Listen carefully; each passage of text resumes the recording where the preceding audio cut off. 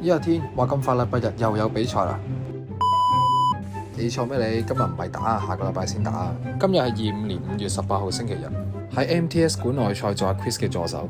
作為 Connor 第一件事就要俾足夠嘅情緒價值俾拳手知道，佢唔係一個人戰鬥。唔好上頭嘅嘢，冇打，冇係又唔可以唔打。你對自己人生有咩諗法？我處理好心理問題就要處理生理問題啦，幫佢拎裝備同打拳套。咁既然都準備好，我哋就要幫佢熱身啦。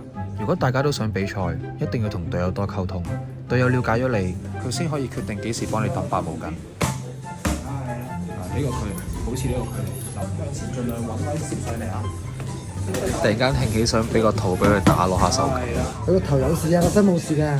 個心定得到佢當年嘢係6-7。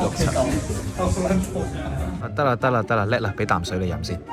拳擊比賽入面可以配備2個助手，再同大家介紹佢就係早排同台灣國手賴主恩打完嘅 WBC 腰帶持有人前5屆香港拳王 TMMA 5連勝冠軍得主，綽號 AKA 溫柔野獸嘅阿 Day 為阿 Chris 作出最後嘅戰術調整啦。不要瞎掰好嗎？拳擊就係不斷同人摩擦啦，搽翻啲凡士林就冇咁易擦傷，再幫佢塞入個牙膠，咁佢就可以安心上路啦。睇到呢度，不妨留意埋